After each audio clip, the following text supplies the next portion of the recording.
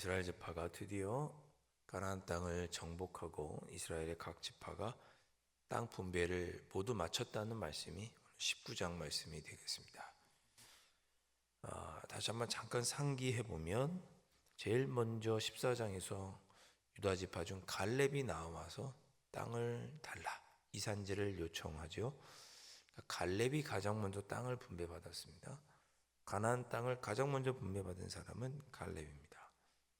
그 다음에 유다 지파가 받았고 16장으로 넘어가면 에브라임과 또 므낫세 지파가 16장에서 17장에서 땅을 분배받죠.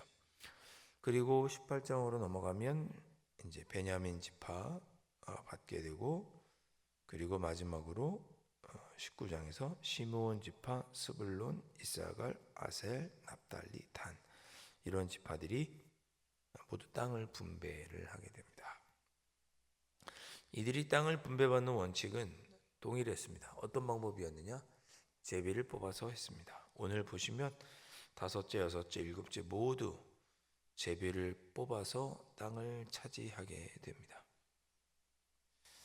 자, 다섯째로 아셀 자손의 지파를 위하여 그 가족대로 제비를 뽑았으니, 여기 다섯째, 어제 보면 이제 넷째, 셋째, 둘째 이렇게 나왔는데, 이렇게 첫째, 둘째, 셋째 땅을 나눴다고 순번을 붙인 것은 18장에서부터입니다. 18장에 보면, 그리고 제가 나누진 않았습니다만은 하나님의 회막을 실로라고 하는 곳에다가 회막을 짓습니다. 회막을 짓고 그 앞에서 제비 뽑는데 첫 번째로 뽑은 지파가 베냐민입니다. 그리고 19장으로 넘어가면 시므온 지파가 되죠. 그러니까 실로의 하나님의 회막을 먼저 지은 후에 그 다음부터 제비를 뽑았는데 그 순서가 베냐민, 둘째 시므온, 셋째 스불론, 넷째 이사갈 이렇게 되는 것이죠. 그렇게 다섯째로 뽑은 지파가 아셀 지파였습니다. 자, 아셀 지파가 뽑은 지역이 쭉 나오고 있는데 눈에 띄는 동네가 있습니다. 28절에 보니까 큰 시돈이라는 곳이 나옵니다. 그리고 29절에는 두로가 나오죠. 이 두 도시 모두 해안가에 있었습니다.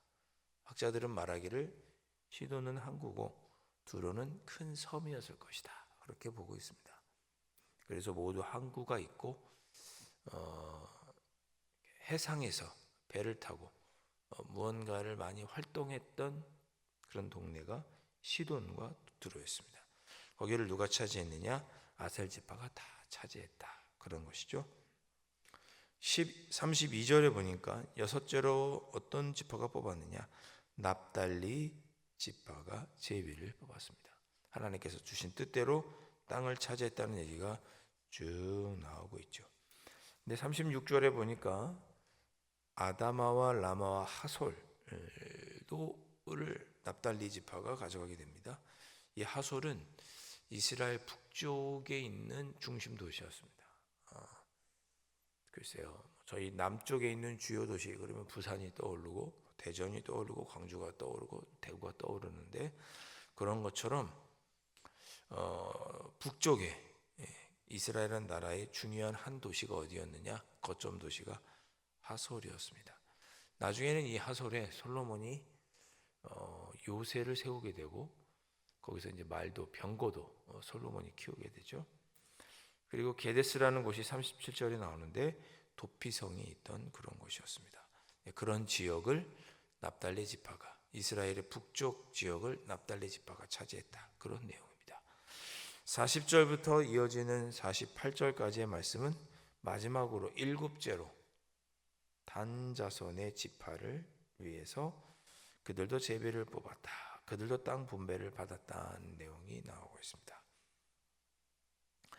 자, 그렇게 해서 마지막에 49절에 보면 마지막으로 땅 분배를 다 마친 후에 누가 땅 분배를 마쳤느냐?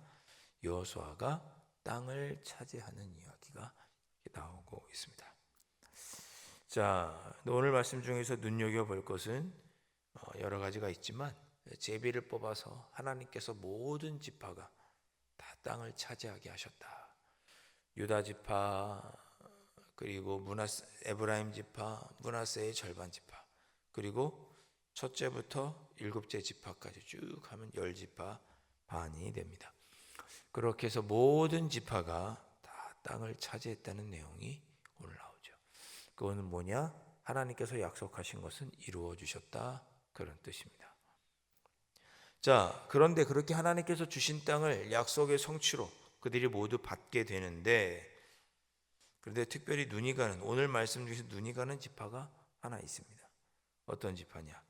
47절에 보니까 단 지파는 조금 특별했습니다.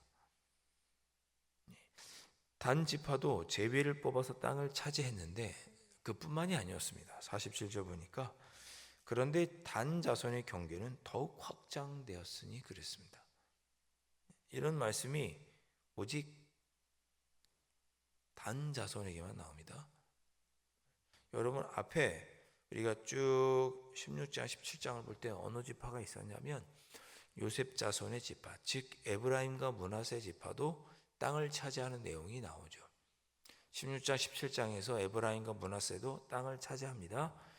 제비를 뽑아서 땅을 받아요. 그런데 그들이 뭐라고 불편하죠? 아니 우리가 좀 인구수가 많고 하나님께 복을 받아서 우리가 인구수가 많고 좀 큰 민족을 이뤘는데 겨우 이것밖에 안 주느냐, 땅을. 불평하죠. 그때는 여호수아가 뭐라고 합니까? 너희가 직접 올라가서 땅을 차지해라. 그러면 너희는 큰 민족이고 하나님께 은혜 받은 민족이니까 가서 올라가서 직접 땅을 좀 점령해라. 다 점령해 놓은 땅에서 달라고 하지 말고 아직 점령되지 않는 곳에 너희가 가서 그 땅을 차지해라 라고 여호수아가 권면하죠. 그런데 므낫세 지파, 에브라임 지파는 그렇게 하지 않죠. 심지어 자기들이 받은 땅에 있던 가나안 족속을 몰아내지도 못하고 자기들의 종으로 삼다가 나중에 사사기에 넘어가면 그들 때문에 곤란함을 겪는 민족이 에브라임과 므낫세입니다. 그런데 단 자손은 안 그랬단 말이에요. 단 자손은 그렇게 큰 민족도 아니었고 가장 마지막에 땅을 분배받아서 얼마 없었을 거예요. 그래서인지는 모르지만 단 자손은 하나님께서 제비 뽑아 주신 땅 이외에 스스로 더 나아가서 땅을 쟁취합니다. 에브라임과 므낫세 지파는 왜 이것밖에 안 주냐고 원망하고 불평할 때 그들은 더 직접 올라가서 땅을 차지하고 땅의 경계를 확장하게 됩니다. 아주 긍정적인 지파가 단 지파죠. 그들이 차지했던 곳이 어디냐? 밑에 보면 이는 단 자손이 올라가서 레셈과 싸워 그것을 점령하여 칼날로 치고 그것을 차지하여 거기 거주하였습니다. 이렇게 되어 있습니다. 그 앞에 46절에 보면 메알곤과 락곤과 욥바 맞은편 경계까지 차지했다 그랬는데요. 이 욥바라고 하는 지역은 그 밑으로 조금 이스라엘의 서쪽에 좀 남쪽에 있는 큰 항구가 욥바인데 그 욥바 바로 밑이 어떤 지역이냐? 블레셋 지역입니다. 그러니까 그 차지한 욥바에서 더 확장했으니 아래 블레셋 지역까지 누가 점령한 거냐? 단 지파가 점령하고 차지한 거죠. 자, 사사기에 보면 이 단지파의 자손 중에 사사가 한 명이 나옵니다. 누굴까요? 바로 삼손입니다.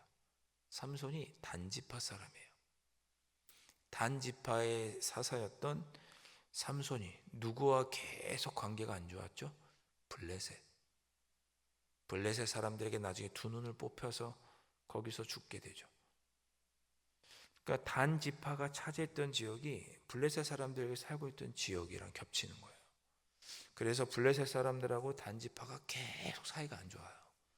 그때 그 단 지파에서 나왔던 이스라엘의 사사가 누구냐? 삼손인 거죠. 그 삼손이 그렇게 혼자 블레셋 사람들을 괴롭게 하고 블레셋 사람들로부터 이스라엘 백성들이 편하게 지낼 수 있도록 사사로 지냈습니다. 나중에 블레셋 사람들 때문에 두 눈이 뽑혀서 죽게 되지만 마지막 죽는 순간까지 하나님께 기도하고 블레셋 사람들의 신전을 무너뜨리고 그들과 함께 죽었던 사사 삼손, 그가 단 출신입니다. 단 지파. 아주 진취적이고 뭔가를 쟁취하려고 하는 긍정적이었던 사람이 누구냐? 단지파다. 여호수아와 갈렙처럼 아주 긍정적이었던 지파가 단지파입니다. 하나님이 주셨습니다. 감사하게 받았습니다. 그뿐만 아니라 내 삶의 어려운 문제들을 향하여 또 삶의 문제를 하나님께서 약속하지 않은 것까지도 얻기 위하여 긍정적으로 살았던 지파, 단지파. 본받아야 할 모습이죠. 자, 그렇게 단지파까지 모두 끝났습니다. 땅 분배가. 그리고 마지막으로 누가 분배받느냐? 여호수아가 받습니다. 50절 말씀. 곧 여호와의 명령대로 여호수아가 요구한 성읍 에브라임 산지 딥나세라를 주매 여호수아가 그 성읍을 건설하고 거기 거주하였더라. 이스라엘의 지도자였던 여호수아도 딥나세라라고 하는 지역을 차지하게 됩니다. 그런데 갈렙은 제일 먼저 받았죠. 갈렙도 그렇고 제일 마지막에 받은 여호수아도 그렇고 공통적으로 차지한 땅이 공통점이 있습니다. 뭘까요? 둘 다 산지입니다. 갈렙도 이 산지를 내게 주셔서 그랬고 여호수아도 딥나세르라고 하는 산지, 에브라임에 있는 산지를 요구합니다. 쉬운 땅 달라고 하지 않았습니다. 갈렙도 갈렙이지만 여호수아는 지도자 아니겠습니까? 가장 좋은 땅 달라고 해도 뭐라고 할 수 없죠. 줘야죠. 그런데 그도 산지를 요구합니다. 정복해야 되고 거칠고 농사짓기 어려운 땅, 산지, 거기를 달라고 요구합니다. 참으로 여호수아도 믿음의 사람이요 긍정적인 신앙의 사람이고 본을 보였던 사람이고 하나님이 나와 함께 하시면 그 땅을 차지할 것이라고 믿었던 사람이 누구냐? 여호수아입니다. 땅의 분배에 처음 아주 긍정적으로 하나님께서 주신 땅을 내가 차지하겠습니다. 긍정적인 모습을 보여줬던 갈렙. 그리고 땅 분배의 마지막 순서에 다시 한번 신앙의 긍정적인 모습을 보여주었던 단지파와 여호수아. 이 산지를 내게 주셔서 여호수아도 그 산지를 차지합니다. 사랑하는 성도 여러분, 우리의 신앙은 늘 긍정적이고 진취적이어야 합니다. 아무것도 하지 않고 감나무 밑에서 입을 벌리고 있으면 감이 떨어지기를 바라는 것은 긍정적인 신앙이 아니죠. 하나님께서 약속해 주시고 저 감나무에서 감이 떨어지게 하실 줄을 믿고 감에 밑둥을 치든지 사다리를 가지고 올라가든지 긍정적이어야죠. 그런 모습을 보였던 사람이 누구냐? 갈렙과 여호수아와 단지파였다. 자, 51절 말씀 보시면 제사장 엘르아살과 눈의 아들 여호수아와 이스라엘 자손의 지파의 족장들이 모여서 제비를 뽑아 땅을 나눠 갖게 되는데 어디서 했느냐? 실로라고 하는 곳에 있는 회막문, 거기다 회막을 지어놨거든요. 그 회막문 여호와 앞에서 제비 뽑았다 그랬습니다. 회막문 여호와 앞에서 제비 뽑았다는 게 뭐예요? 하나님 보시는 하나님 앞에서 제비 뽑았다 그런 뜻이죠. 제비 뽑는 일은 하나님의 뜻을 따르는 일이고 순종하는 일은 하나님의 뜻대로 행해야 되는 그런 일이다. 그렇게 제비 뽑는 일을 그렇게 마음 먹고 있었던 거죠. 여러분 신앙생활 할 때 교회 일, 신앙생활의 규칙은 이것이 맞지 않나 그런 생각을 종종 해봅니다. 우리는 어느 순간부터 그렇죠. 현황을 파악하고 인구수를 조사하고 뭐 어떻게 해야 되는지 어떻게 했는지 조사를 다 한 후에 그렇게 결정하고 합니다. 그것이 맞죠. 그러나 때로는 하나님께서 하실 줄로 믿고 제비를 뽑는 거죠. 하나님께서 하실 줄로 믿고 믿음을 가지고 하는 거죠. 큰 민족이면 큰 땅을 차지하고 이렇게 조사하지 않아도 하나님께서 나에게 주실 줄로 믿고 하나님 앞에서 그냥 믿음으로 제비 뽑아 행해야 되는 일도 있는 거죠. 우리의 삶의 순간순간을 다 우리가 파악하고 이성적으로 파악하고 이해되고 납득이 돼야만 결정하고 따르는 것이 아니라 때로는 하나님의 뜻인 줄 알고 그래? 하나님의 뜻이구나 라고 순종하는 모습을 보이는 것도 신앙생활의 모습입니다. 하나님 앞에서 주님 앞에서 우리가 우리의 일꾼들을 세웠으면 상황이 힘들고 어려워도 또 그 사람이 내 뜻이 내가 좋아하는 사람이 뽑히지 않았어도 하나님의 뜻인 줄로 알고 이것저것 따지지 않고 하나님의 뜻이구나 라고 섬기고 봉사하고 맡겨주신 일들을 감당하는 것이 때로는 신앙생활의 모습이 아닌가 생각합니다. 어떨 때는 우리가 우리의 삶을 잘 살펴서 합리적으로 해야 되기도 하겠지만, 그러나 어떨 때는 하나님께서 우리에게 지혜를 주셔서 믿음으로 선택하고 결정하고 따라야 될 때도 있는 거죠. 그런 좋은 모습을 누가 보였느냐? 이스라엘 백성들이 제비 뽑아 땅을 차지하며 얻게 됩니다. 오늘 말씀 여러분 기억하시고 기도하시면 좋겠습니다. 하나님께서는 약속한 것을 이루어 주신다.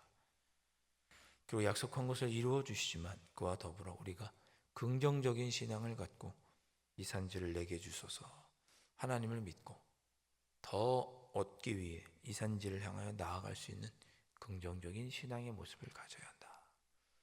그리고 제비를 뽑는다는 것은 온전히 앞뒤를 재지 않고 순서를 따르지 않고 때로는 하나님의 뜻이라면 기꺼이 순종하는 것도 우리 신앙의 올바른 모습이다. 오늘 이스라엘 백성들을 통해 우리가 보았습니다. 주님, 제가 이러한 모습으로 살아갈 수 있도록 오늘 하루도 이끌어 주옵소서. 이 새벽에 그렇게 기도하실 수 있기를 주님의 이름으로 축원드립니다. 기도하겠습니다. 하나님 아버지, 이스라엘 백성들이 땅을 차지하고 분배했던 것 같이 저희들도 그러한 신앙의 모습으로 살아가기를 소망합니다.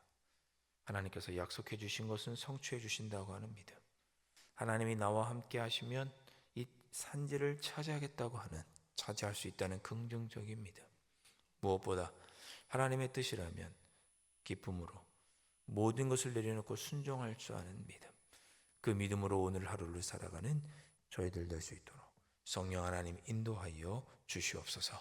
귀하신 예수 그리스도의 이름으로 간절히 기도하옵나이다. 아멘. 하늘에 계신 우리 아버지, 아버지의 이름을 거룩하게 하시며 아버지의 나라가 오게 하시며 아버지의 뜻이 하늘에서와 같이 땅에서도 이루어지게 하소서. 오늘 우리에게 일용할 양식을 주시고 우리가 우리에게 잘못한 사람을 용서하여 준 것 같이 우리 죄를 용서하여 주시고 우리를 시험에 빠지지 않게 하시고 악에서 구하소서. 나라와 권능과 영광이 영원히 아버지의 것입니다. 아멘.